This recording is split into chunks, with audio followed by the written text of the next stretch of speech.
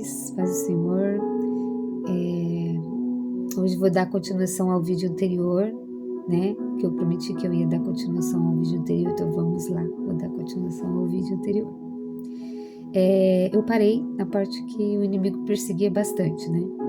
Então quem não viu o vídeo anterior, dá uma olhadinha para vocês entenderem melhor o que eu tô falando. Mas é isso. Então eu vou dar continuidade ao vídeo anterior. Então, a perseguição não era só dentro de casa, não é só dentro ali da minha família. A perseguição do inimigo dentro da minha vida, e eu acredito na vida das minhas irmãs também, porque cada uma passou por um momento diferente, né? Uma da outra. Mas uma das coisas que acontecia muito também era na escola. A gente sofria muita agressão na escola. A gente apanhava muito na escola. E era assim, muito, muito. Até que chegou um dia, o inimigo... ele agiu de uma maneira muito horrível, e foi horrível mesmo, porque a minha irmã, eu e a minha irmã estudava na mesma escola, e tinha uma menina que vivia batendo em mim e nela, e a gente apanhava muito dela, porque aquela menina, não sei,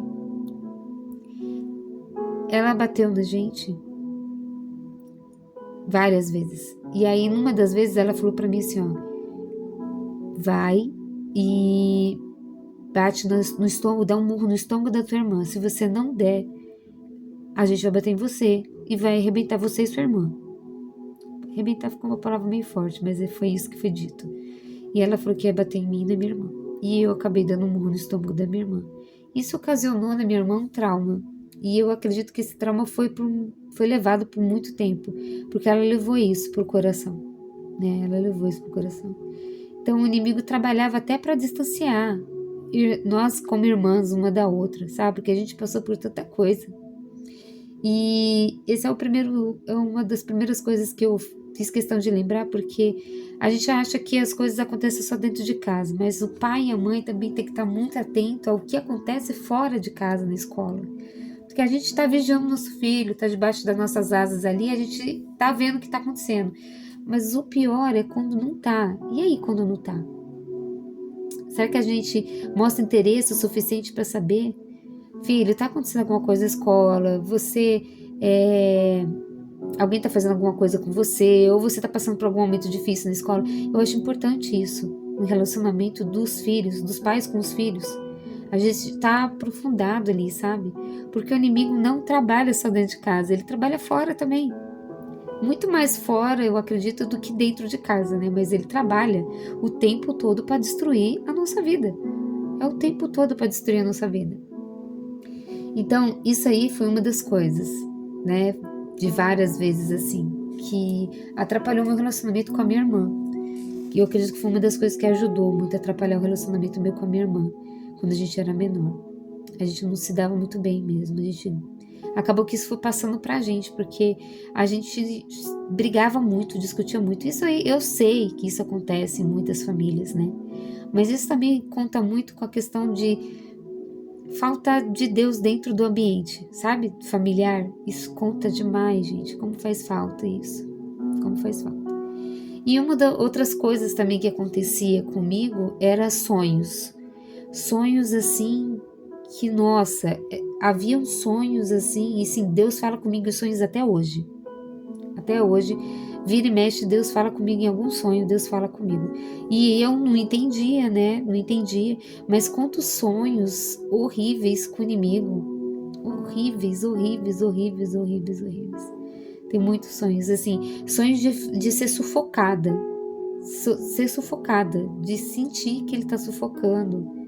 Sabe? A perseguição do inimigo, ele é constante, né? Mesmo que você seja criança ou adulto, o inimigo, se você der brecha e oportunidade para ele, ele vai com todas as armas que ele tiver, né? Ele vai tentar fazer de tudo para tirar a nossa paz.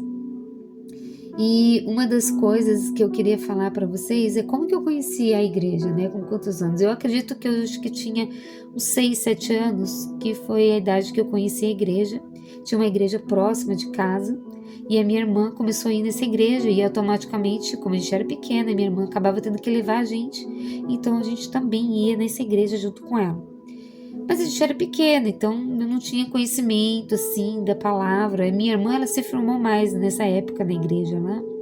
Só que ela depois se afastou. E a gente, depois que minha mãe se separou do meu pai, a gente se mudou. Assim, na minha vida toda, eu acho que eu me mudei mais de 25 vezes. Na minha vida toda, tipo um nômade mesmo, sabe? A gente se mudou muitas vezes na nossa vida. Que a gente sempre morou de aluguel, né? Então a gente se mudava sempre. E uma das vezes que a gente mudou, eu tinha acho que já uns 7, 8 anos, né? Depois que a gente morava perto dessa igreja, a gente se mudou e a gente foi para um outro bairro. E aí nesse outro bairro, a minha mãe era enfermeira, né? Auxiliar técnico de enfermagem. A minha irmã estudava à noite e ficava às vezes uma empregada com a gente, porque naquela época a empregada era mais barato. Você, na verdade, a pessoa morava junto com você e você pagava um valor, assim, não era obrigatório pagar salário fixo, né? Naquela época. Depois que se tornou obrigatório uma empregada ter o salário fixo. Mas na minha época, né, quando eu era mais nova, você ajudava a pessoa via às vezes de muito longe e você ajudava a pessoa e a pessoa morava junto com você. Enfim, essa pessoa que ficava com a gente, ela ela estudava à noite também. E aonde a gente morava ficava um pouco próximo da favela, né? Era um lugar mais humilde mesmo. E aí ficava um pouco mais próximo da favela. E, nossa, esse dia foi traumatizante. Eu até lembro porque foi um dia que era. Eu vou tentar resumir o mais rápido possível, para não demorar esse vídeo. Mas tava passando. Na verdade, assim, ó, vou tentar. Peraí, gente, deixa eu respirar. Eu não vou ficar editando o vídeo, não. Então, assim. A gente ficava sozinha, eu e a minha irmã gêmea em casa, porque a minha irmã ia pra escola, a outra também, a empregada ia também, e a minha mãe ia trabalhar à noite, né? Pra sustentar a gente. Então, assim, eu tô olhando pra cá porque o buraco da câmera tá pra cá, então eu fico meio perdida. Eu não tô acostumada ainda. Calma que eu vou chegar lá. Então, o que aconteceu? A gente ficava sozinha em casa. E aí, por algumas vezes, como eu era pequena, e criança é muito inocente, né? Eu olhei pra janela e eu via uma cabeça lá. Eu vi uma cabeça. E essa cabeça ficava olhando e observando eu e a minha irmã. Na nossa inocência, a gente ficava falando assim, chamando a minha irmã. Chamando minha irmã, eu tô falando o nome dela, não é pra me falar o nome dela. Enfim, a gente falava o nome da minha irmã, chamava a minha irmã, chamava a empregada, chamava a família inteira, achando que era uma dessas pessoas que tava ali olhando a gente. E não era ninguém, a gente começou a achar que tinha alguma coisa errada, mas tipo, a gente era criança inocente. Até que a gente contou isso pra minha mãe, contamos isso pra minha irmã. E elas também não deram atenção, porque elas acharam que era coisa da nossa cabeça. Até que um dia eu lembrei porque não tinha como não lembrar, era especial do Roberto Carlos, final de ano, especial do Roberto Carlos.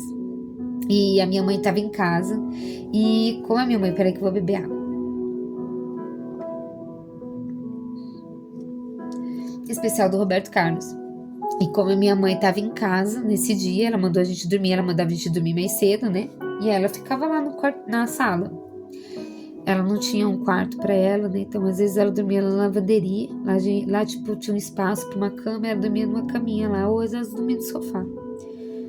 E aí, ela tava lá assistindo o especial do Roberto Carlos até. Cada porta, a porta da sala e a porta da cozinha tinha uma barra de ferro. E a minha mãe mandou a minha irmã mais velha colocar essa barra de ferro nas duas portas antes de dormir. E a minha mãe acreditou, confiou que a minha irmã tinha colocado na cozinha. Minha mãe viu que estava na sala, então ela ficou quieta. E aí veio um homem na porta da janela com uma arma e, né, mirando, né, para minha mãe e falou para minha mãe abrir a porta. Minha mãe falou: não vou abrir. Quero ver você conseguir abrir essa porta, porque estava até com a barra de ferro, né? Que minha mãe achou que estava com a barra de ferro. E aí, o que aconteceu? A minha mãe falou, não vou abrir. Um deles, porque não era só um, eu não lembro, gente, direito quantas pessoas que eram, mas enfim, eram outros homens, eram outras pessoas. Entrou na cozinha com um pontapé, e só com o pontapé ele conseguiu abrir. E ele acordou todas nós com a arma na cabeça. Ele levou tudo que a gente tinha em casa. Tudo.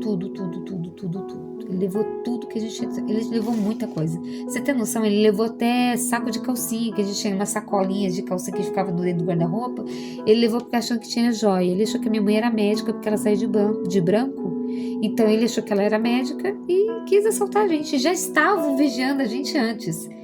E isso eu vejo também uma ação do inimigo, porque a gente precisa vigiar, né? Talvez se a minha família tivesse escutado a gente tivesse tido uma outra atitude, eles tivessem tido uma outra atitude, poderia ter evitado. Ou não sei, né? Mas aí eles acordaram a gente, colocaram a gente na cozinha e foram levando tudo. Até que um momento, um deles pegou a arma, colocou na cabeça da minha mãe. Eles estavam, acho que, muito bêbado ou muito drogado. Colocou a arma na cabeça da minha mãe e falou assim: se vocês não me passarem a carteira dela ou o dinheiro, não lembro direito o que eles estavam pedindo. Eles estavam pedindo alguma coisa de valor. Se vocês não me derem, eu vou matar ela. E com a arma na cabeça dela. A minha atitude, gente, olha, é muito de Deus, eu acho, também, sabe? Porque a minha atitude foi chegar pra ele, abraçar ele, que eu era bem pequenininha. Eu lembro que eu peguei no quadril dele, embaixo do quadril dele, abracei ele e falei assim: por favor, não mata minha mãe. Por favor, não mata minha mãe. Aí ele soltou a minha mãe. Ele soltou a minha mãe e falou: filha, eu não vou matar sua mãe. Eu só quero dinheiro. Mas ele estava tão drogado que a carteira da minha mãe estava na pia da cozinha e ele estava na frente da pia e ele não viu. E ele falou pra gente que ele ia voltar pra pegar o resto das coisas e no final das contas a gente saiu, que ele falou que não era pra gente sair, mas a gente saiu, minha mãe não deixou a gente ficar lá e a gente foi pra casa da minha tia e a gente ficou na casa da minha tia e eles levaram as coisas que a gente tinha, enfim. Deixaram, foram bonzinhos. A gente tinha uma TV que era da minha irmã mais velha, que era uma TV de tubo pequena assim, preto e branco. E eles deixaram só essa TV porque falaram que era pra gente, as crianças, assistir, ter o que assistir, pelo menos. Porque eles estavam levando tudo. Então, assim, a nossa vida não foi fácil. Não foi fácil. E eu queria contar essas coisinhas, assim, porque são muitas coisas pra contar, sabe? Então, 10 histórias, assim, da minha vida neste momento, eu vou contar sobre isso. E, assim, um momento de reflexão para vocês, para a gente poder refletir também sobre toda essa história que eu tô contando, sobre tudo que foi falado, como a perseguição na infância, né, atinge várias áreas da vida da gente. Diante das perseguições, o objetivo do inimigo em todo é destruir uma geração.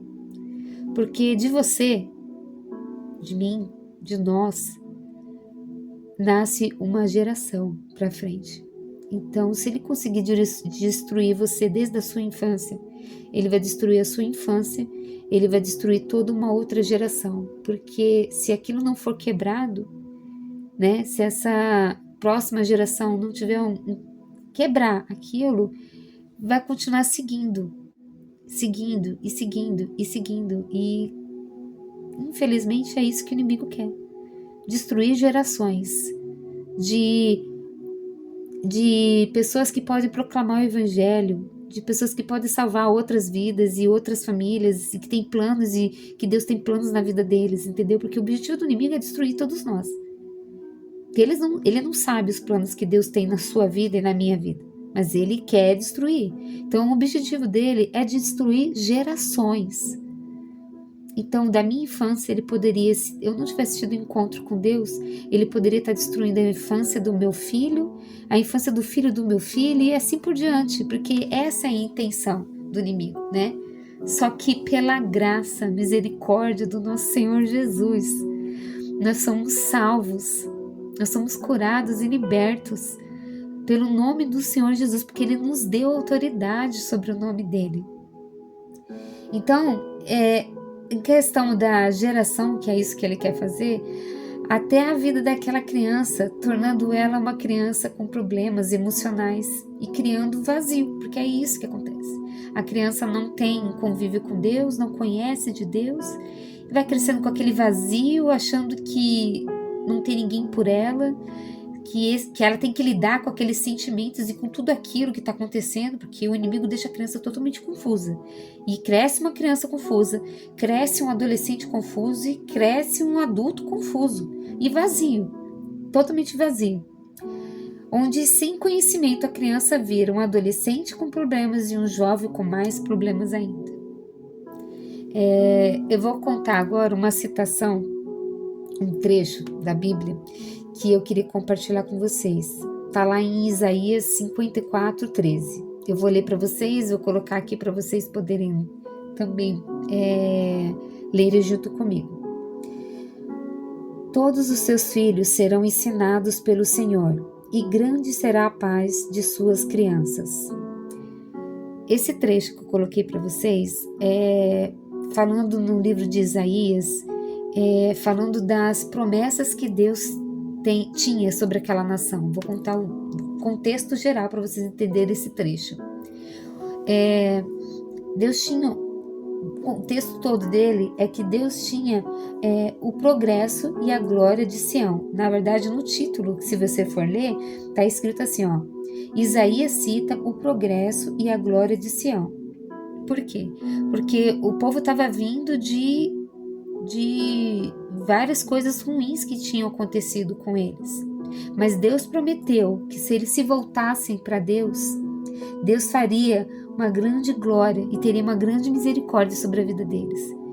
E eles se voltariam para Deus. E eles se voltando para Deus, a misericórdia do Senhor seria eterna sobre a vida deles. Eu estou lendo aqui porque eu anotei para ficar mais fácil. E com compaixão ele se voltaria para os filhos dele, pelo seu povo. A partir do momento que, como o país seria voltado para Deus, sabe? O país se voltaria para Deus, Deus iria derramar sobre bênçãos e misericórdias sobre toda aquela nação. E ele cuidaria dos filhos. Então eu achei tão lindo isso, sabe? De Deus falar, todos os seus filhos serão ensinados pelo Senhor, e grande será a paz de suas crianças. Porque Deus iria cuidar dos seus filhos. Então, o que eu entendo desse texto, tá? Para falar uma coisa bem resumida, assim. O que eu entendo desse texto é que Deus também está querendo mostrar pra gente que se a gente se voltar para Deus, se arrepender dos nossos pecados, você e eu como pai, como pais, se você se voltar para Deus, Deus vai cuidar de você, da sua família, dos seus filhos e de toda a sua geração. Porque é isso que ele prometeu. Essa promessa não foi só para o povo, daquele povo de Sião, mas foi uma promessa que também eu acredito que seja para nós, sabe? Deus vai cuidar dos seus, Deus vai cuidar dos seus filhos, Ele vai ensinar, Ele mesmo vai ensinar, porque é Deus que nos ensina, é Deus que nos capacita, né? E eu vou querer fazer com vocês agora uma oração que eu achei muito legal e eu vou colocar também no rodapé aqui embaixo, se vocês quiserem pegar a oração e fazerem para os filhos de vocês, eu acho muito interessante isso também. Eu faço isso com meu filho. Algumas vezes eu pego alguns trechos de oração para proclamar sobre a vida dele. Eu proclamo sobre a namorada, a noiva, a esposa, sobre os filhos dele. E ele se emociona tanto quando eu faço isso. E eu acho muito importante meu filho ver que eu me importo com ele, sabe? Que eu me importo com a vida dele. A vida dele é importante não só para mim, mas muito mais importante para Deus. E é isso que a gente tem que passar para os nossos filhos. A importância que eles têm para Deus, principalmente para Deus e para nós, né? Porque a gente gosta de se sentir importante, né? Principalmente para Deus. E uma coisa que eu também estava aqui, eu até lembrei, foi: Deus te deu autoridade sobre a vida do teu filho. Então usa a autoridade que Deus deu sobre o nome dele, Jesus Cristo, sobre o nome de Jesus Cristo, para você poder impedir todo o laço do inimigo sobre a vida dele, para que ele prospere na vida dele, para que ele seja uma criança abençoada, para que ele seja uma criança ungida pelo Senhor, que ele seja sábio, que ele tenha discernimento do certo e do errado, Esse é o foco. A gente não precisa fazer muito, gente. Às vezes parece ser tão difícil em alguns pontos, porque o inimigo faz parecer tudo tão difícil, né? Então, para não ficar mais, estender mais, eu vou colocar essa oração. E essa oração é o que eu quero fazer para vocês agora no final do vídeo. Já quero agradecer para quem ficou até agora, ó, quase 20 minutos, vai dar mais de 20 minutos. Mas eu vou colocar essa oração aqui no final do texto, e aí vocês podem usar para os seus filhos, né, para edificar a vida deles, abençoar a vida deles. E eu espero que vocês tenham gostado do vídeo. E voltem para amanhã, porque amanhã eu quero contar mais e quero que vocês participem mais junto comigo, tá bom? É a oração para abençoar os filhos. Pai querido, venho a Ti com um coração cheio de amor e gratidão pelos meus filhos. Peço que derrame Tuas bênçãos sobre eles, que cresçam em sabedoria, saúde e amor. Proteja-os de todo mal, guarda-os em Teus braços amorosos, que sejam pessoas íntegras, generosas e cheias de compaixão. Abre portas de oportunidade em suas vidas e guia-os no caminho certo. Que sejam felizes e realizados em tudo que fizerem. Que a Tua presença esteja sempre com eles, trazendo paz, alegria e esperança. Agradeço, Pai, por esses tesouros que Tu me confiastes. Em nome de Jesus, amém e graças a Deus. Graça e paz, um abraço para vocês, que vocês tenham um dia, uma noite abençoada em nome do Senhor Jesus. Eu proclamo bênçãos e vitórias sobre a vida de vocês. Deus abençoe. Até o próximo vídeo, tá?